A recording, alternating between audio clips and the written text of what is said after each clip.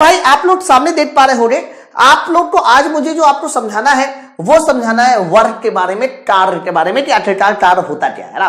तो शुरुआत तो हम लोग बेसिक से ही करेंगे कि बेसिक क्या होता है, फिर उसके बाद हम लोग एडवांस लेवल 5 टाइप के सवाल बनते हैं। चलो पहले आप जल्दी से समझ लो, कम शब्दों में समझो कि कार्य होता क्या। बच्चों जब भी कभी मैं कहता हूं कि भैया कार्य क्या है, डब्ल्यू क्या है, तो कहना कार्य जो है वो बल और विस्थापन का अदिश गुणनफल है।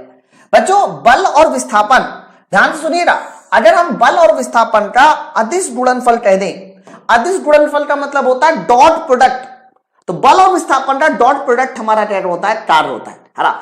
बच्चों अगर हमने डॉट प्रोडक्ट को ब्रेक किया तो याद रखना dot product F into D बराबर होता है एफ डी कॉस थीटा।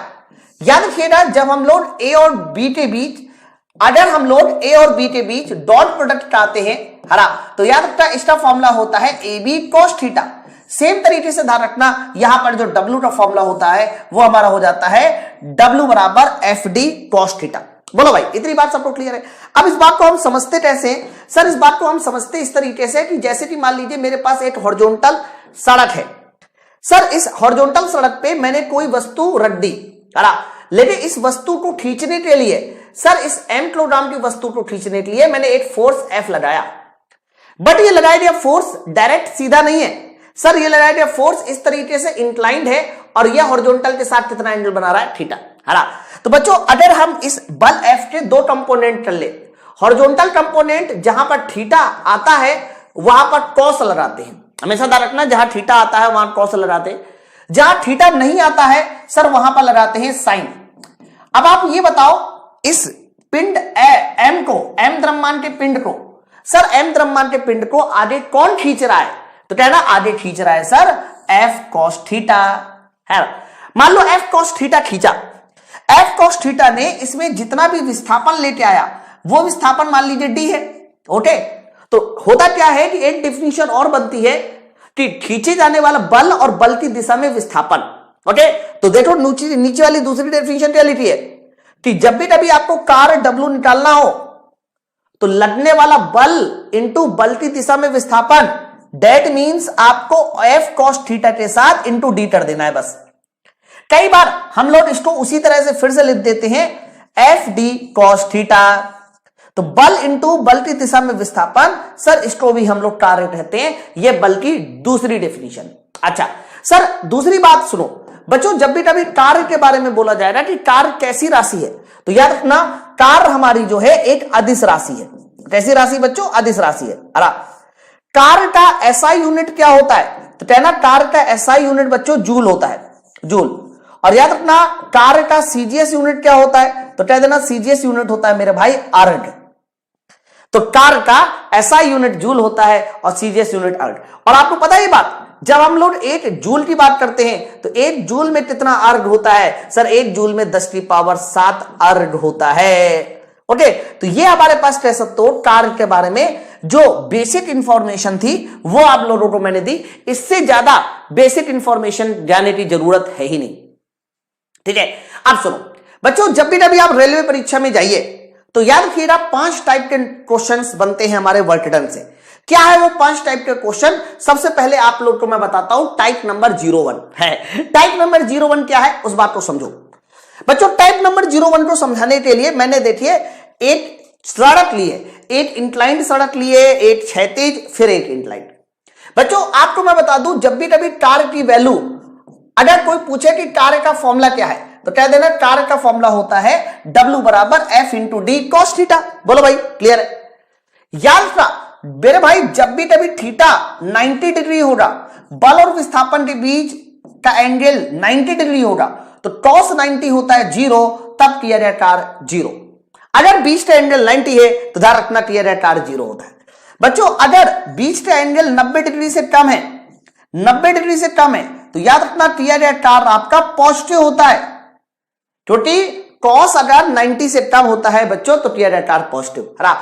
अगर बच्चों थीटा का मान 90 डिग्री से ज्यादा है तो याद रखना किया जाए कार्य बताइए कैसा होता है, नेगेटिव।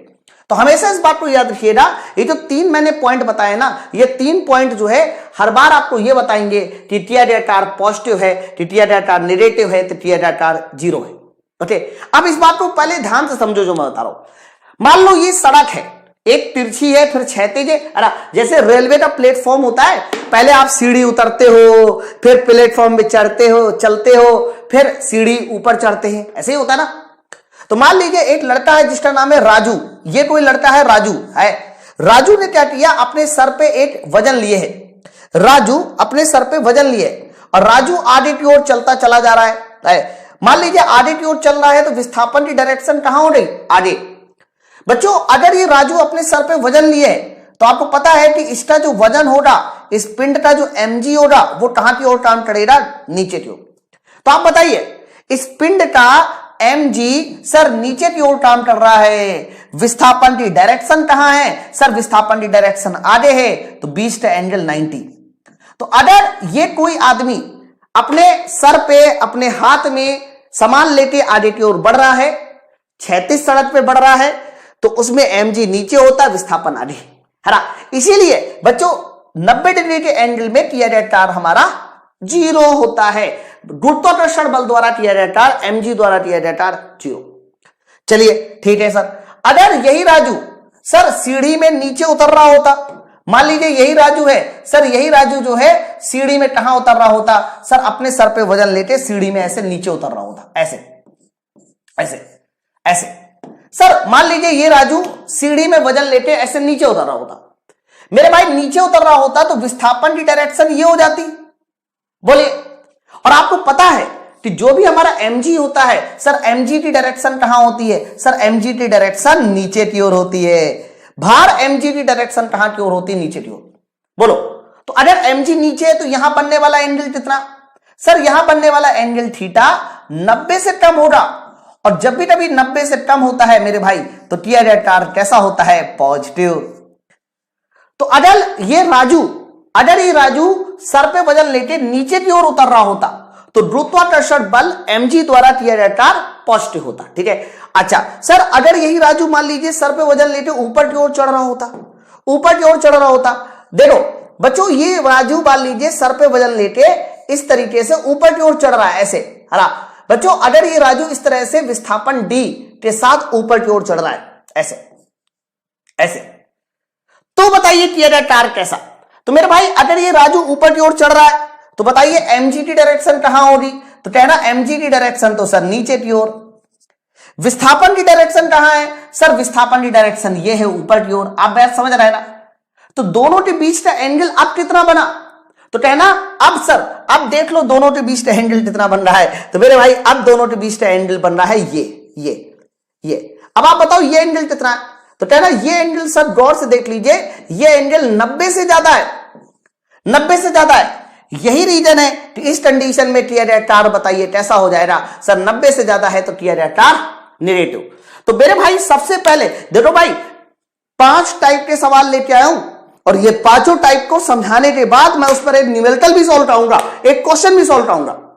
तो पहले आप ये सीख लीजिए कि जब 90 होता है तो किया जाए कार्य 0, 90 से कम है उतर रहा था किया जाए कार्य पॉजिटिव, 90 से ज्यादा है चढ़ रहा था किया जाए कार्य नेगेटिव। जल्दी से एक बार कमेंट करके बताओ, मुझे थम्स अप करके बताओ यहां तक बात सबको क्लियर हुई,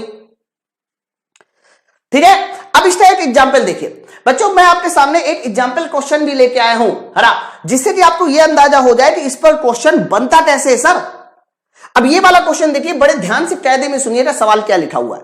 सर प्रश्न ये लिखा हुआ है द्रव्यमान m का एक खंड, मान लीजिए हमारे पास ये द्रव्यमान m का एक खंड है सर द्रव्यमान m का एक खंड, ये मान लीजिए m किलोग्राम द्रव्यमान का एक खंड है। आगे देखिए क्या लिखा है, बोला है कि इसे जुड़े तार के माध्यम से नीचे उतारा जा रहा है।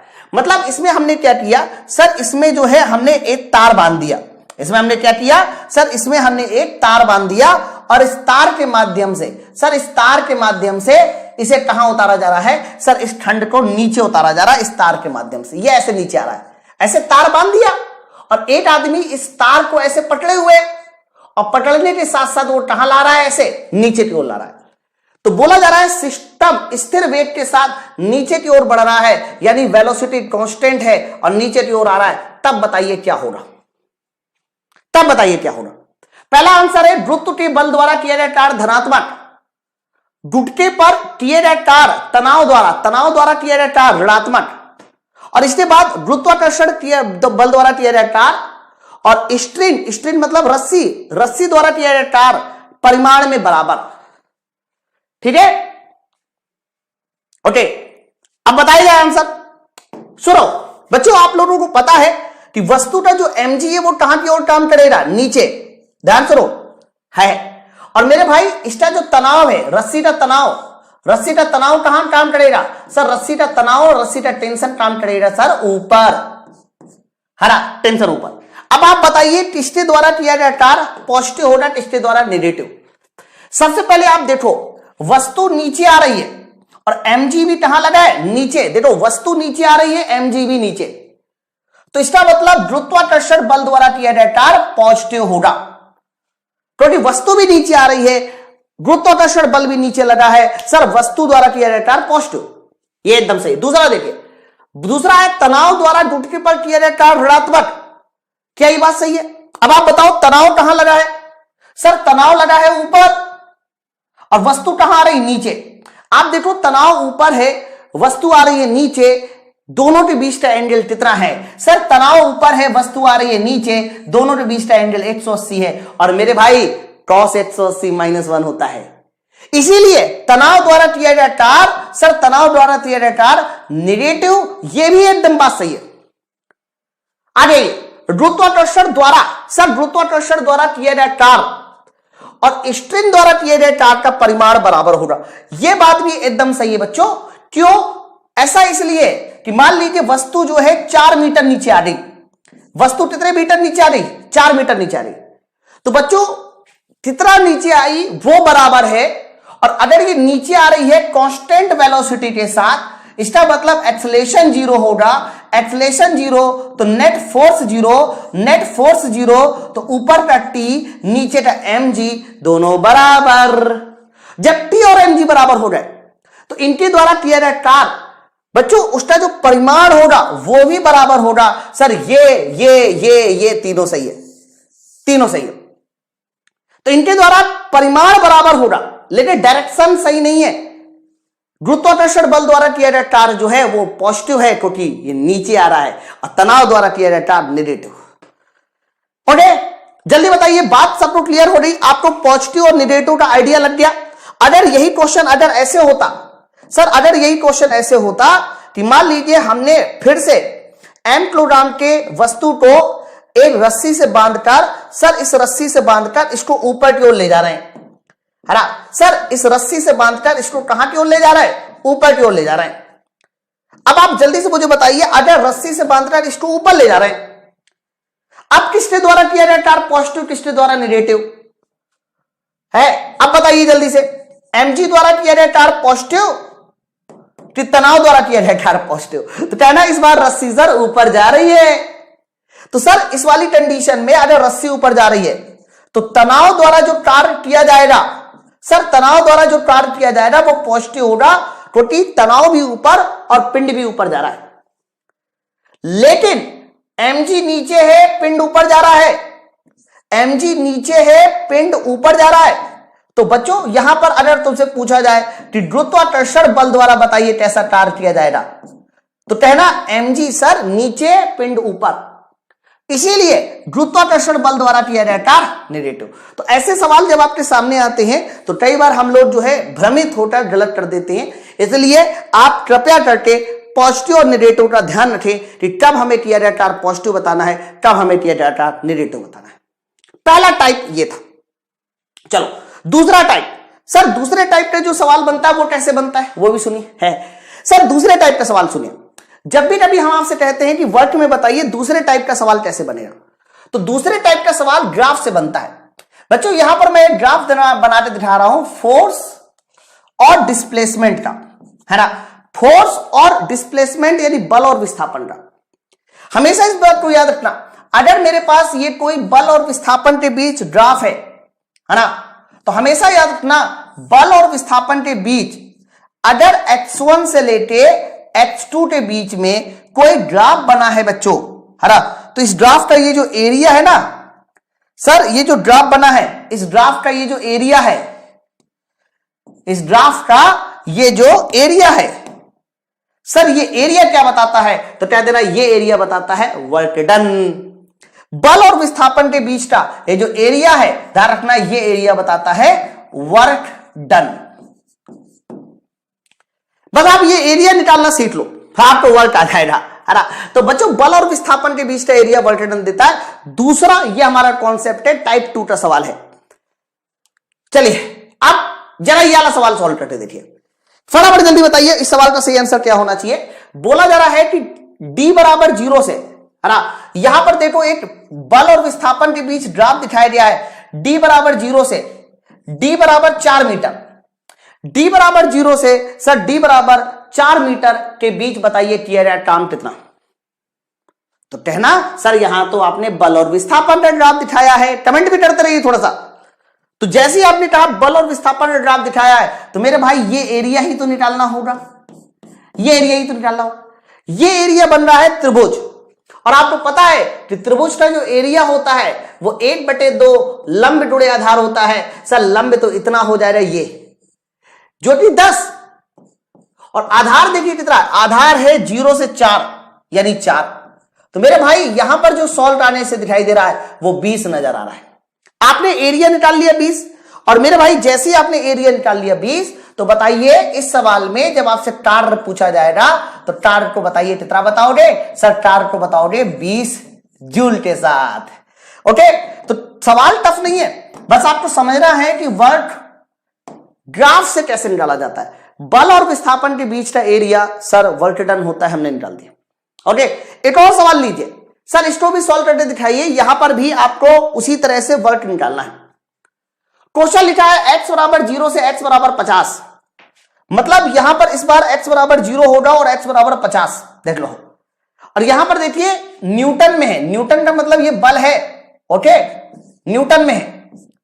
तो बोला है बताइए किया गया काम, किया गया काम।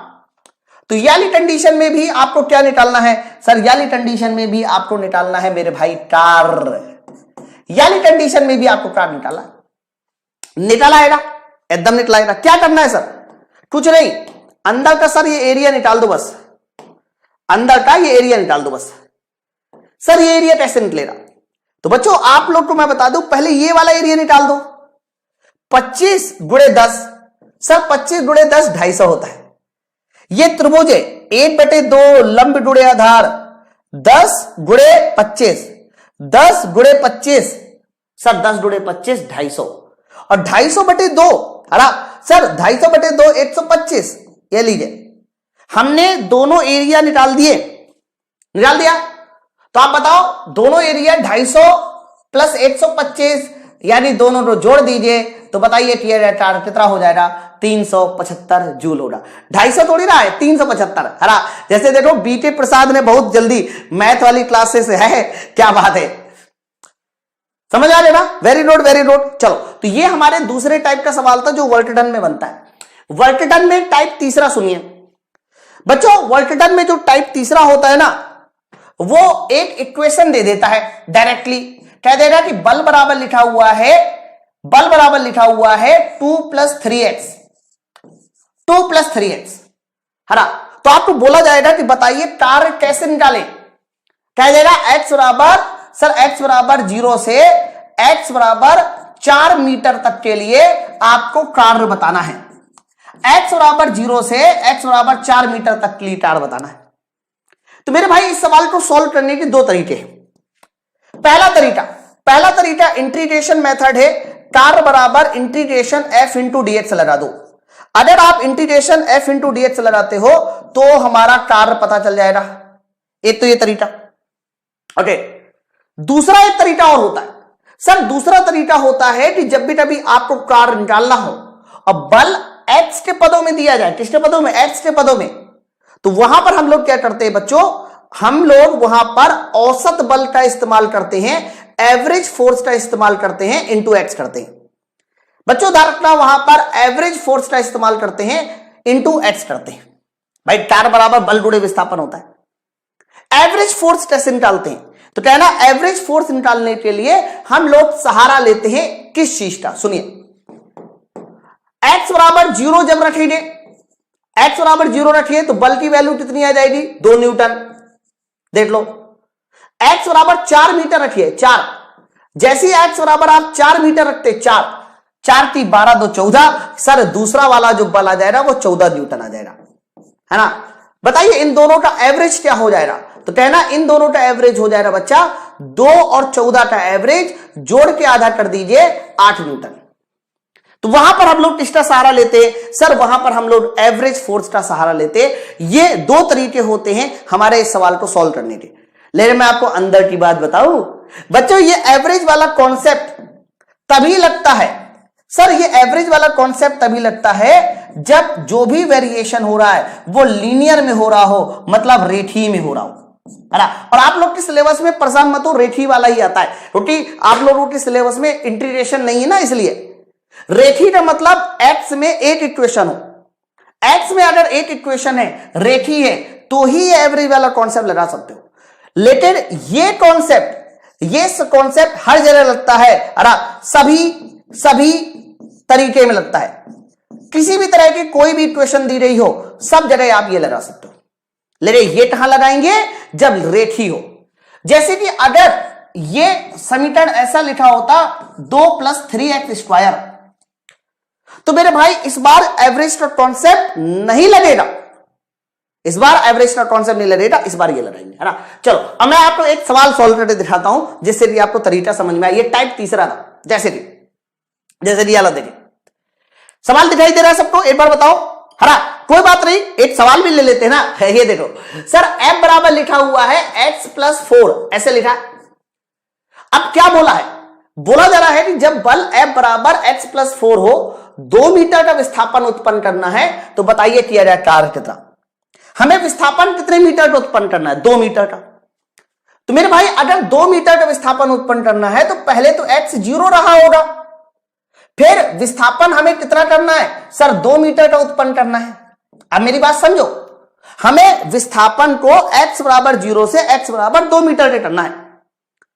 तो आपको करना क्या है, आपने देखा कि x में एक पावर है, मतलब ये इक्वेशन जो दी गई है वो रेखीय रूप से दी गई है, लीनियर दी गई है। तो आप अपने कार्य का फॉर्मूला एवरेज फोर्स, औसत बल इंटू विस्थापन कर सकते हो। सुनना है ना सब लोग। चलो x बराबर 0 यहां रखिए, तो x बराबर 0 रखा जाएगा तो पहला बल आ जाएगा तुम्हारा 0 रखने से 4 न्यूटन है। चलो अब x बराबर कितना रखोगे, सर x बराबर रखोगे 2 मीटर, 2 मीटर रखिए, तो जैसे ही 2 मीटर रखा जाएगा तो दूसरा बल आ जाएगा 4 2 6 न्यूटन। बात समझ रहे। अब बताओ 4 और 6 का औसत कितना, तो कहना 4 और 6 का औसत होता है मेरे भाई जोड़ के आधा। तो 4 और 6 का औसत जोड़ के आधा कर दीजिए, तो 4 + 6/2 हमने औसत ले लिया, इंटू x।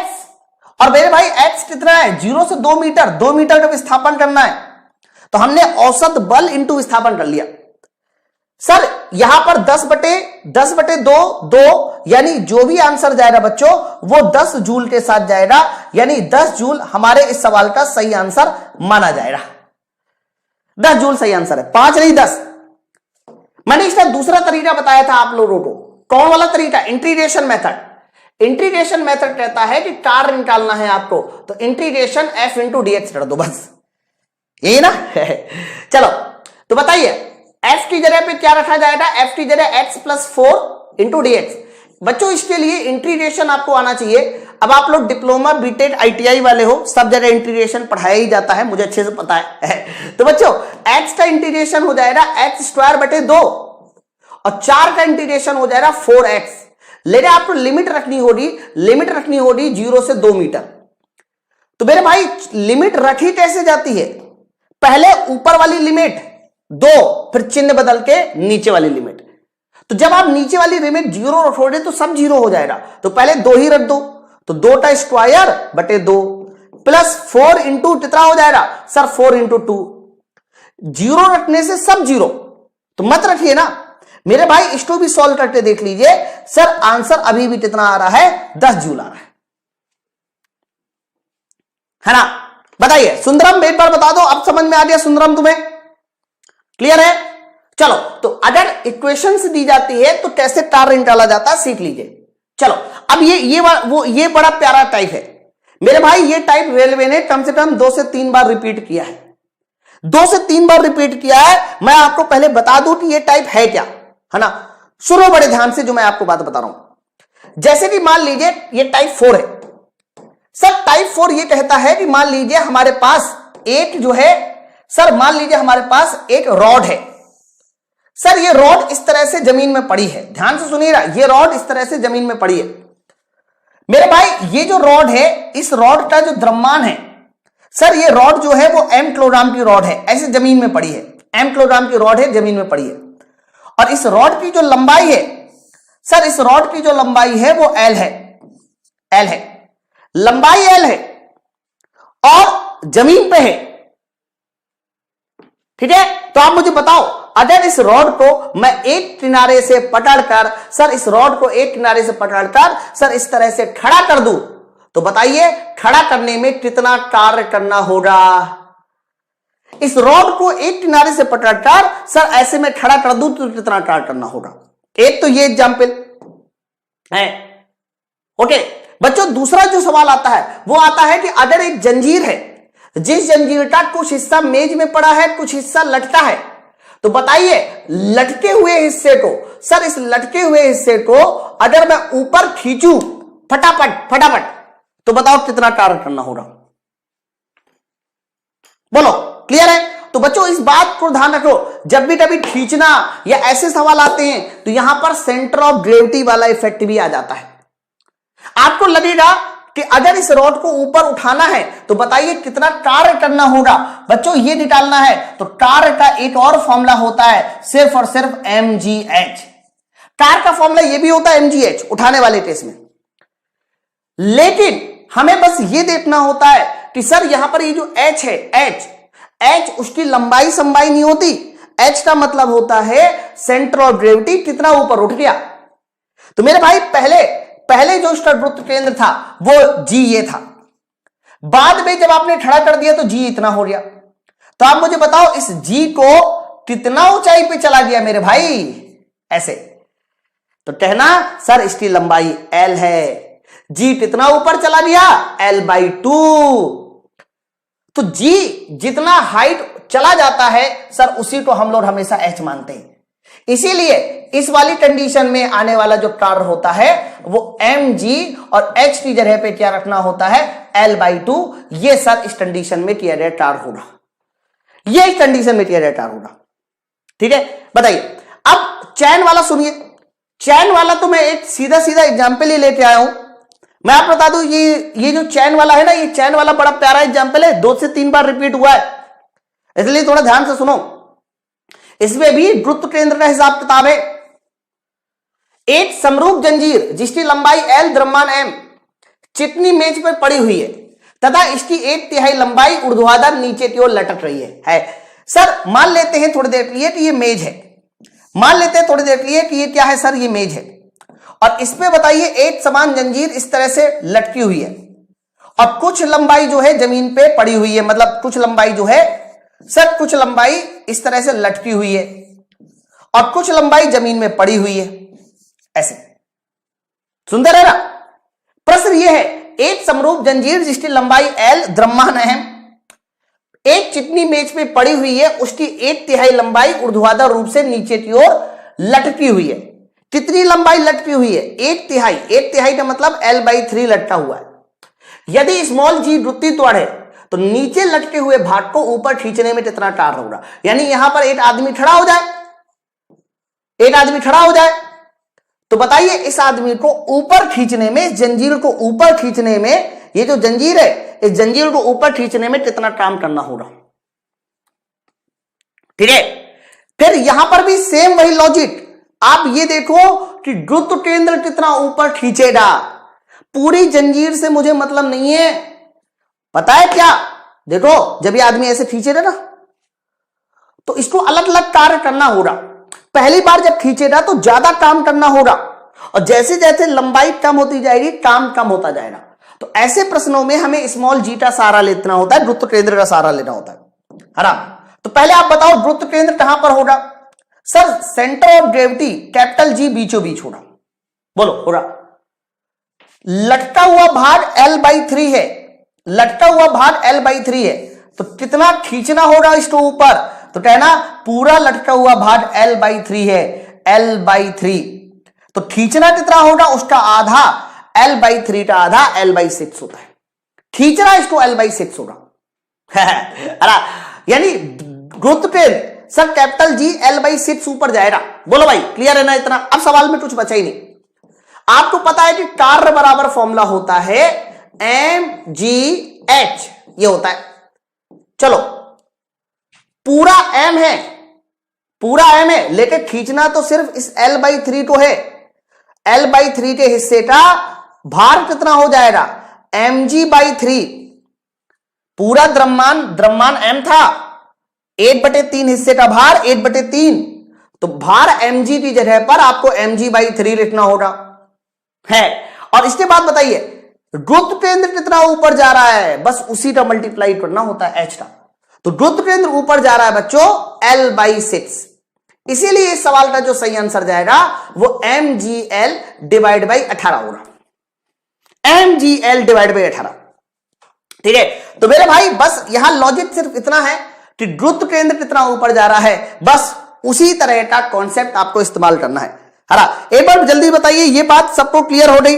कमेंट करके बताइए यहां तक बात सबको क्लियर हो गई? टाइप 4 हो चुका है, अभी टाइप 5 बाकी है। एक बार सेशन को लाइक कर देना यार दिल से। अरे ईमानदारी के साथ बताओ, तुम्हें मजा आ रही है? इतना मेहनत की जाती है, सब कंटेंट बनाने में मजा आ रही है, तो एक बार सेशन को लाइक जरूर कर देना। चलो टाइप 5 सुनिए। अब टाइप 5 क्या होता है उस बात को समझो, है ना बच्चों? टाइप 5 ये कहता है, ध्यान से सुनो, टाइप 5 ये कहता है कि जैसे कि मान लीजिए हमारे पास ये कोई पिंड है और इस पिंड का द्रव्यमान या भार mg है ना सर? ये पिंड है और इस पिंड का जो भार है सर, ये भार मान लीजिए mg है, नीचे की ओर काम करेगा mg। और इस पिंड को हवा में, कहां पर? हवा में हमें उठाकर h ऊंचाई ऊपर ले जाना है। अगर इस पिंड को हवा में h ऊंचाई ऊपर ले जाना है तो बताइए कितना कार्य करना होता है? तो कहना कि जब किसी पिंड को हवा में h ऊंचाई ऊपर ले जाना होता है बच्चों, तो वहां पर किया गया कार्य mgh होता है।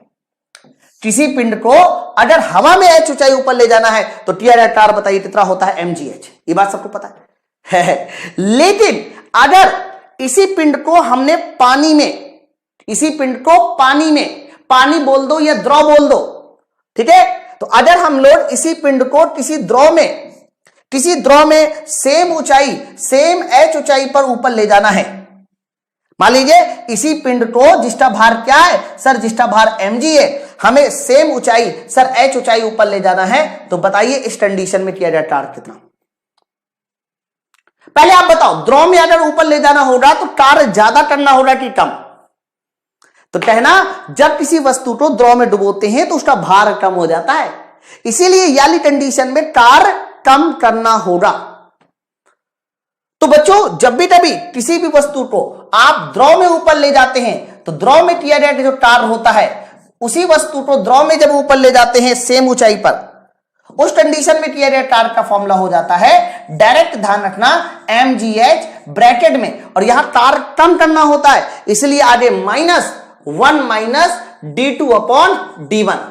1 -d2/d1 ये वो कार्य होता है जब किसी वस्तु को हम द्रव में ऊपर ले जाने पे करते हैं।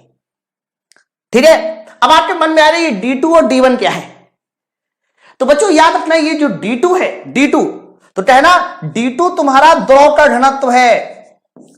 d2 मैं लिख देता हूं यहां पर, d2 किसका घनत्व है? तो कहना d2 है सर द्रव का घनत्व है। और मेरे भाई यार d1 क्या है? तो कहना यहां d1 जो है सर वो है वस्तु का घनत्व। क्या रखिएगा, तो ऊपर वाला जो d2 है वो द्रव का घनत्व है और नीचे वाला जो d1 है सर वो वस्तु का घनत्व है। बोलिए ये वाला कॉन्सेप्ट भी क्लियर हो गया? तो ये हमारा टाइप 5 का सवाल है जो हमारे वर्क वाले चैप्टर से पूछा जाता है और इस पर आधारित ये रहा आपके सामने वो सवाल। बताइए जल्दी से मुझे कमेंट करके बताइए इस सवाल का सही आंसर कितना होना चाहिए। बहुत प्यारा सवाल है। अब बच्चों ये वाला सवाल देखिए, किसी पिंड को हवा में निश्चित ऊंचाई तक उठाने में किया गया कार्य 100 जूल है। मतलब जब तुम हवा में किसी पिंड को उठा रहे हो, मतलब mgh, सर इसका मान इन्होंने दे दिया 100 जूल। जब किसी पिंड को हवा में निश्चित ऊंचाई तक उठा रहे हो तो टीयर आकार 100 जूल है, यानी आप कह सकते हैं W एयर बराबर हो गया mgh बराबर 100 जूल। फिर आगे देखो क्या लिखा है, सर इसी पिंड को पानी में उसी ऊंचाई तक उठाया जाता है, तो बताइए टीयर आकार। अगर हमने वही सेम पिंड कहां पर उठाया है सर, पानी में उठाया है, वाटर में है, तो मैंने याद करो बताया था कि जब भी कभी द्रव में उठाए गए कार्य पूछा जाता है तो mgh ब्रैकेट में बताइए क्या होता है, 1 minus d2 upon d1। Clear है? चलो तो आप बताइए सर mgh कितना है, सर mgh है 100 जूल, mgh 100 जूल पूरा mgh।